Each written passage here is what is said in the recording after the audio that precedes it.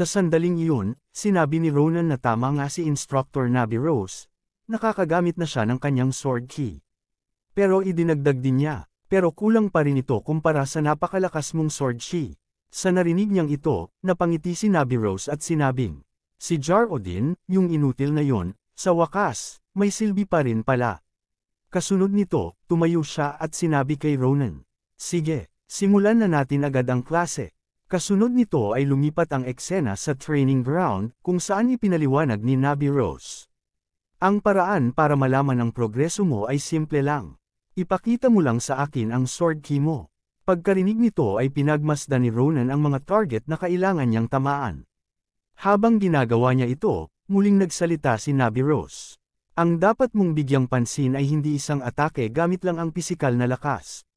Dapat ito ay isang sword ki na higit na nakasalalay sa mismong mana. Sa narinig niyang babala, agad na tumugon si Ronan. Naiintindihan ko, Instructor. Kasunod nito, sinimulan niyang lagyan ng sword ki ang kanyang espada. Matapos makapag-ipon ng sapat na enerhiya, pinakawalan na niya ito patungo sa kanyang mga target. Ngunit sa mismong sandaling tatama na ang kanyang sword ki, ay bigla na lang itong naglaho. Nagulat si Ronan sa nangyari. Ano? Bakit bigla na lang nawala? Imposible ito. Habang hindi pa rin makapaniwala, napatingin siya sa kanyang espada. Ilang araw pa lang ang nakakalipas, sobrang dali nitong gamitin. Dahil dito, muli niyang sinubukang i-infuse ang kanyang espada. Susubukan ko ulit, Instructor. Pero bago pa siya makagalaw, pinigilan na siya ni Nabi Rose. Tama na, gaya lamang ito ng inaasahan ko. Pagkatapos, ipinaliwanag niya, malaki na ang naging progreso mo. Kung kaya mo nang lagyan ng mana ang espada mo, malaking hakbang na yan. Pero hindi ka pa umaabot sa antas kung saan matatawag na itong sword ki. Idinagdag pa niya, ang ginawa mo lang ay naglagay ng kaunting mana sa isang sobrang puwersadong teknik ng pag-atake mo. Siyempre, kahit yun lang, malaking tulong na sayo. Malalaman ko na agad yan mula sa balitang sa isang atake mo lang, napatay ang isang wyvern. Kahit na first year ka pa lang ngayon. Matapos marinig ang paliwanag, naguguluhan pa rin si Ronan. Hindi ko gaanong gets, pero, ganun ba talaga kalaki ang pagkakaiba? Hindi naman siguro ganun kalayo, dahil napapalakas ko rin ang atake ko gamit lang ang mana. Kinumpirma naman ni Nabi Rose ang iniisip niya. Oo, pwede mo rin itong isipin sa ganung paraan. Kung ang tingin mo sa sword ki ay isang condensed mana projectile na nagdudulot ng matinding pinsala sa kalaban. Pero, ang pagtingin sa mana bilang simpleng gamit lang para palakasin ang atake mo ay isang mababaw na pananaw. Ang tunay na lakas ng pag-aangkin ng mana ay nagsisilbi itong daan upang umabot ka sa susunod na antas. At dahil din dito kaya gusto kong makita ang sword ki na sinasabi mong meron ka. Ang pag-unawa mo sa mana sa ngayon ay mahalaga para malaman kung anong aspeto ang dapat mong pagbutihin. Baka hindi mo pa lubos na naiintindihan ang sinasabi ko ngayon. Pero hindi palaging kakampi mo ang swerte. Ang pagkakaibang ito, balang araw, ito ang magpapasya ng kapalaran mo. Gulat na gulat si Ronan sa mga bagong impormasyon na natutunan niya mula kay Nabi Rose. Dahil dito, naalala niya ang mga malalakas na mandirigmang nakasalamuha at nakaharap niya nitong mga nakaraang araw, na pagtanto niyang mahaba pa ang landas na kailangan niyang tahakin para maabot ang antas nila. Samantala napansin ni Nabi Rose ang seryosong ekspresyon niya, kaya hinawakan niya si Ronan sa balikat at sinabi, ito pa lang ang simula. Pero tandaan mo, pwede mong punan ang mga kahinaan mo habang nag-aaral. At nandito ako para tulungan ka sa prosesong yan. Kasunod nito, kinuha niya ang espada ni Ronan at sinabi, ngayon ang tamang oras para patatagin ang pinaka-fundamental na aspeto. Kapag nagawa mo yan, susunod na lang ng kusa ang iba. Matapos sabihin ito, nagsimulang mag-concentrate si Nabi Rose habang hawak ang espada ni Ronan. Napansin ito ni Ronan kaya agad siyang nagtanong, Instructor, bakit hawak mo ang lamancha ko? Ngunit hindi agad sumagot si Nabi Rose. Sa halip, nagsimulang lumabas ang nakakasilaw na pulang enerhiya mula sa espada. Sa sandaling iyon, napaatras si Ronan habang pinagmamasdan ang napakalakas na enerhiya na lumalabas mula rito. Kasunod nito ay sinabi niya, tingnan mong mabuti ang ginagawa ko. Ito ang tunay na anyo ng espada mo. Habang pinagmamasdan naman ni Ronan ang nag-uumapo na kapangyarihan ng espada, ay hindi niya maiwasang magtanong. Yan ang tunay na anyo ng Lamanche. Isang pulang espada na mukhang nakakakilabot. Ngumiti si Nabi Rose at sinabing, tama, nagre-resonate ito sa mana na inilagay ko rito. At ipinapakita ang kanyang nakatagong kapangyarihan. Idinagdag pa niya, sa simula pa lang, ang urusa ko, at ang Foul Lord ni Duque Grancia, na parehong hinubog ng isang dalubhasang panday at kinilala bilang mga maalamat na mga espada, ay palaging may tinatagong tunay na anyo. Ang tunay na halaga ng isang sandatang naglalabas ng nakatagong kapangyarihan, ay nagpapakita ng lakas na ilang beses na mas matindi kaysa sa karaniwan. Pagkasabi nito, tuluyan ng pinakawalan ni Nabi Rose ang naipong enerhiya sa espada ni Ronan. Sa sandaling iyon, kitang-kita kung gaano kalakas ang kanyang atake. Habang napupuno ang paligid ng usok at lumilipad na mga bato, sinabi niya. Narinig kong si Craftsman Doran ay nakagawa ng isang obra maestra. Mukhang totoo nga. Samantala, natulala si Ronan sa pagkawasak ng paligid. Pagkalipas ng ilang segundo, napasigaw siya sa matinding pagkamangha. Winasak mo ang training grounds na may enhancement spell sa isang atake lang. Sa narinig niyang ito, ibinalik na ni Nabi Rose ang espada at ipinaliwanag. Dahil masyadong mahina ang antas ng mana mo para mag-resonate ang Lamanche dito. Dahil sa huli, sino pa bang mas nakakaalam sa kakulangan ng kanyang master kundi ang mismong espada niya? Hindi matanggap ni Ronan ang sinabi niya kaya naiinis siyang sumagot. Parang pinapahiya ako ng espadang to, ang sama sa pakiramdam. Pero makalipas ang ilang sandali, nagbago ang kanyang pananaw at sa halip ay ngumiti siya. Salamat dito, ngayon, may malinaw na akong goal na dapat abutin. Pagkatapos ay agad niyang tinanong. Saan ako dapat magsimula, instructor?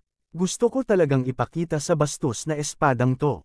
Kung anong klaseng master ang meron siya. Napangiti si Nabi Rose sa determinasyon ni Ronan at pinuri siya.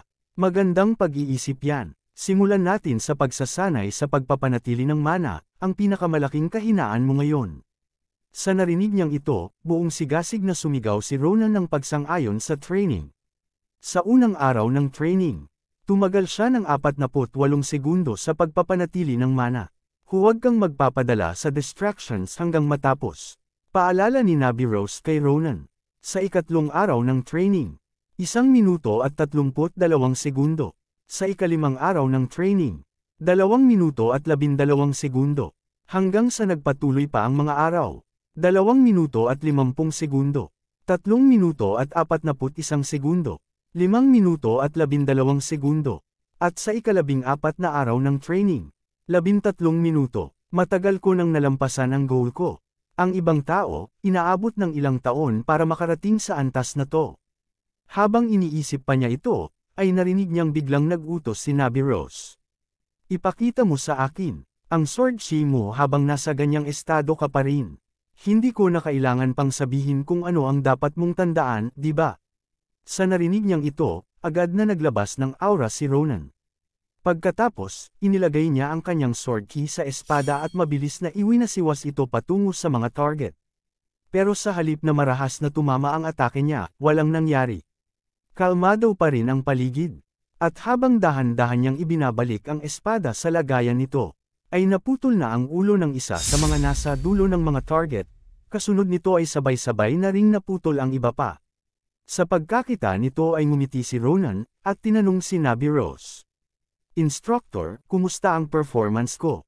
Habang pinagmamasdan naman ni Nabi Rose ang naputol na mga target, ay napangiti siya at sinabing, mahusay, ngayon, naiintindihan mo na ba kahit kaunti ang mga itinuro ko? Kung bakit mo kailangang gawin ang training na to? Habang sinusuri ni Ronan ang sarili niya, tumanggaw siya at sumagot. Oo, mas lalo kong nararamdaman ito habang patuloy akong nagsasanay. Sa simpleng pagtuon lang sa pagpapanatili ng mana, mas nararamdaman ko ang lahat ng senses sa katawan ko. Napapalakas ko ito, at mas nauunawaan ko, kung gaano kalaki ang tunay na potensyal ng mana sa loob ko. Muling napangiti si Nabi Rose sa sagot niya. Sa wakas, mukhang naiintindihan mo na ang basics ng mana ngayon. Habang nag-uusap sila, biglang may isang pamilyar na boses na sumingit. Nagpapakabisi ka pa rin kahit 10 oras na ng gabi. Mukhang hindi pa rin nagbago ang kakaiba mong passion sa pagtuturo. Lumapit ang isang lalaking may presensyang hindi basta-basta, si Professor Jar Odin. Hoy, Longsword Rascal, aniya habang tinatawag si Nabi Rose. Pasensya na kung inistorbo kita sa busy mong schedule. Pero pwede ba kitang makausap sandali? May isang bagay tayong dapat pag-usapan. Tungkol ito sa alaga mong disipulo na sobrang pinapahalagahan mo. Samantala habang papalapit si Nabi Rose kay Jar-Odin, napaisip si Ronan. Ano naman kaya ang dahilan kung bakit pumunta rito si Professor Jar-Odin? At higit sa lahat, tung matandang to. Parang ang fresh ng itsura niya ngayon Sa sandaling iyon, diretsyong tinanong ni Nabi Rose. Kung tungkol yan sa disipulo ko, ang tinutukoy mo ba ay ang kanyang mana? Agad na sumagot si Jar-Odin. Alam mo na siguro, pero kakaiba ang katawan ni Ronan. Kaya kailangan ko siyang i-check ng regular. Pero bago pa siya matapos magsalita, may pagdududa siyang tinanong ni Nabi Rose. Balak mo bang gamitin yan bilang dahilan para abusuhin siya at pagkakitaan ng hindi patas? Kasunod nito, naglabas si Nabi Rose ng isang nakakatakot na aura, tila isang halimaw na handang lumamo ng kanyang biktima. Sinimulan niyang bantaan si Jar-Odin tungkol sa binabalak nito kay Ronan. Dahil dito, napaatras si Jar-Odin at natatarantang sinabi, "Hindi naman ganon, kaya kalma ka lang. Hindi tayo nasa loob ng isang mercenary group o kung ano paman, kaya ibaba mo ang espada mo." Pagkatapos, nilinaw niya, "Nandito lang ako para tuparin ang pangako ko." Dahil kay Ronan, si Sonya, na hindi nagpakita ng anumang progreso sa loob ng maraming taon. Sa wakas, may ipinapakitang pag-asa. Nagulat si Nabi Rose sa narinig niyang balita. Ngunit bago pa siya makapagsalita, pinakalma siya ni Jar-Odin at sinabing, "Mahaba pa ang tatahakin namin. Pero magiging malaking bagay kung bibisita ka rin paminsan-minsan. Alam mo namang sobrang hilig ni Sonya sa mga adventure stories mo." Kasunod nito, diretsahan na niyang binanggit ang tunay na dahilan ng pagpunta niya. Pero ang mas mahalagang bagay ngayon, ay hindi tungkol kay Ronan, kundi sa teaching assistant mo. Matapos marinig ito, diretsyong tinanong ni Nabi Rose. Tungkol kay Aid-shan ba ang pinag-uusapan natin? Agad naman itong kinumpirma ni Jar-Odin. Oo, matagal ko nang iniimbestigahan si Aid-shan, gaya ng hiniling ni Ronan. Hindi pa ako sigurado, pero kung tama ang hinala ko, nasa panganib ang batang iyon. Sa sandaling marinig ito, biglang naging seryoso ang atmosfera sa paligid. Nagpatuloy si Jar-Odin. May taglay siyang kapangyarihang mahirap niyang kontrolin mag-isa. Dapat noon mo pa napansin ang panganib ng lakas na yun, di ba?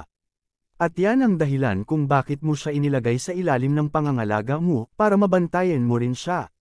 Hindi sumagot si Nabi Rose. Sa halip, mahigpit niyang isinara ang kanyang kamao, tila pinipigilan ang sarili niyang emosyon. Ngunit hindi pa natatapos si Jar-Odin. Kapag may nangyaring masama, maaaring madamay ang lahat sa paligid niya.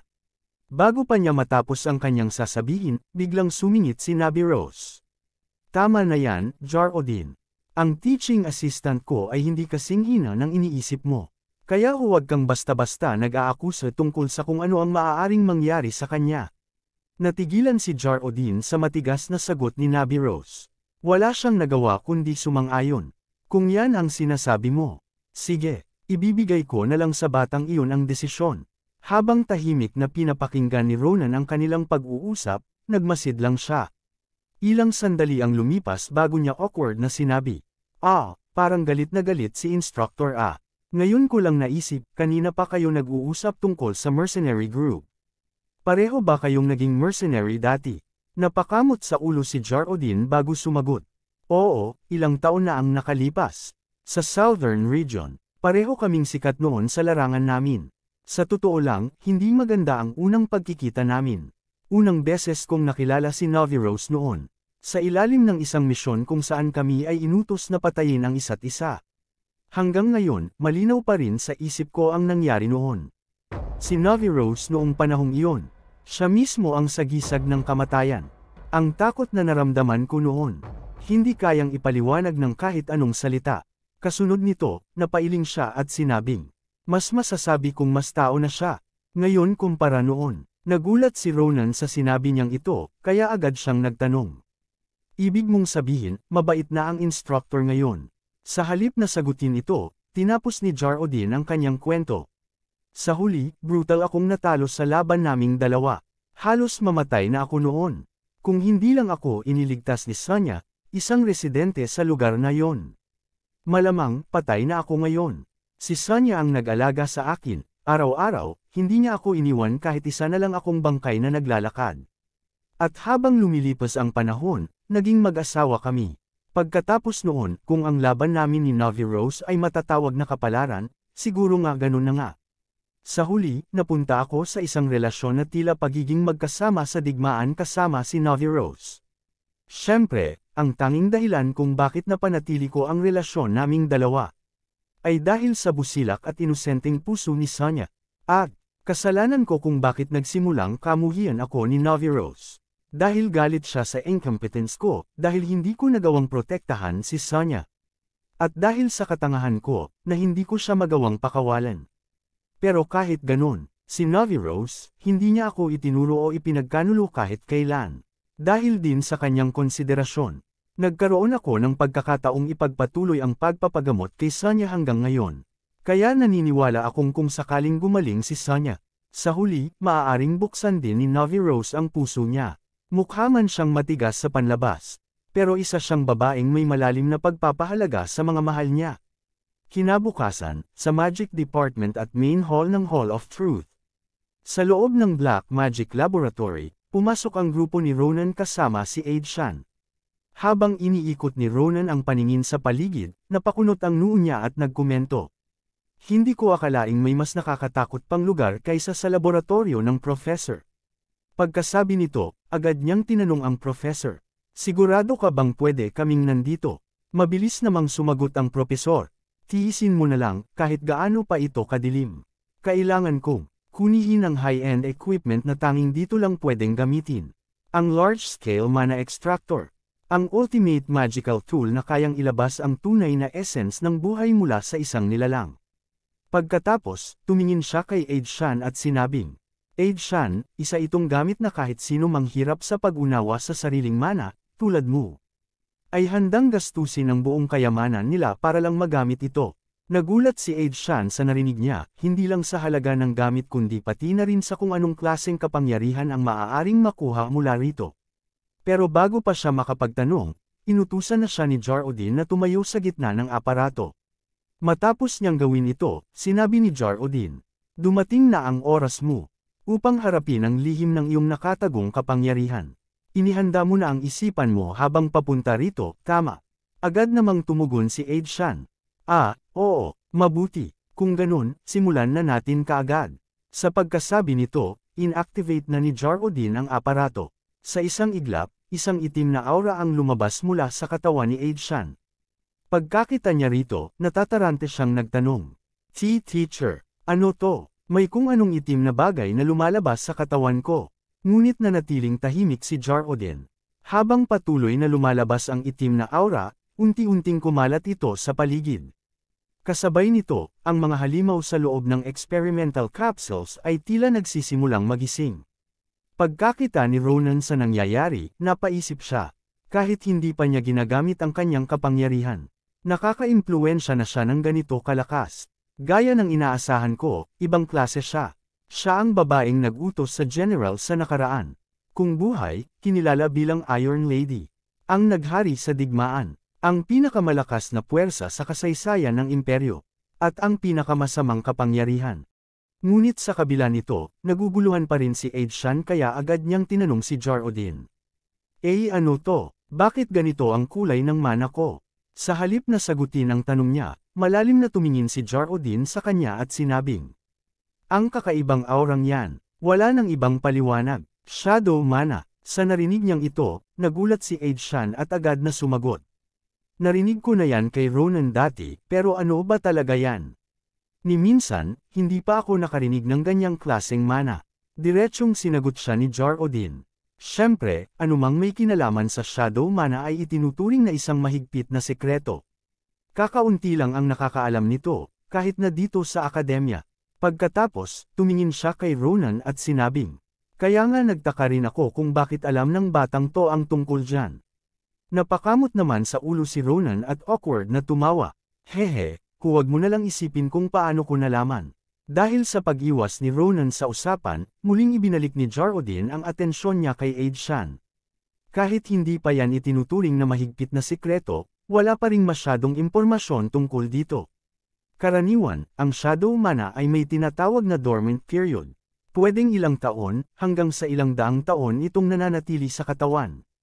At kahit pa magpakita ito ng lakas, karamihan sa mga gumamit nito hindi na kinaya ang kapangyarihan at tuluyang nawala sa mundo.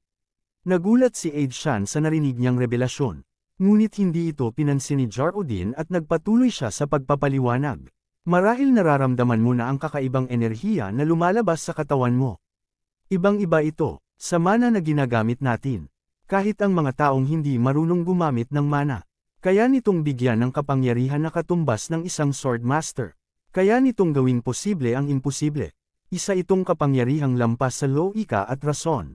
Yan ang Shadow Mana. Matapos ipaliwanag ang magagandang katangian ng Shadow Mana, diretsahan niyang binanggit ang masamang bahagi nito. Ang problema, ang kapangyarihan nito ay lumalabas ng hindi inaasahan. Maging ang mismong gumagamit nito, hindi kayang kontrolin ito, at maaaring magwala. At ang resulta, maaaring lumunin nito ang buong paligid sa isang trahedyang hindi mo matatakasan. Sa huli, sinusunog ng kapangyarihang ito ang mismong gumagamit nito, hanggang sa wala nang matira. Matapos ipaliwanag ang lahat ng positibo at negatibong aspeto ng Shadow Mana, seryoso siyang tumingin kay Age Shan at diretsahang tinanong. Gusto mo pa rin bang taglayin ang kapangyarihang ito, Age Shan? Kung gusto mo, pwede kong ikulong ang Shadow Mana para hindi ito lumabas kailanman. O kaya naman, pwede akong humanap ng paraan para tuluyan itong alisin sa katawan mo. Pero siguraduhin mong tama ang magiging desisyon mo. Sa kasaysayan, lahat ng nagmanifest ng Shadow Mana, kahit pa ang ilan sa kanila ay nagtagumpay na kontrolin ito. Wala kahit isa sa kanila ang nagkaroon ng magandang katapusan. Sa huli, iniwan niya si Age Shan ng isang seryosong tanong na kailangang pag-isipang mabuti. Handa ka bang dalhin ang kapangyarihan ng Shadow Mana? Isang espada na may dobleng talim. Abangan ang susunod na kabanata. Dito na po nagtatapos ang pinakabagong chapter. Kung nagustuhan ninyo ang episode na ito, paki-comment naman ng heart at paki-like na rin, malaking tulong na yan para sa channel. At kung nagawa na ninyo, maraming salamat sa inyong suporta. Hanggang sa susunod na episode, mga Lods.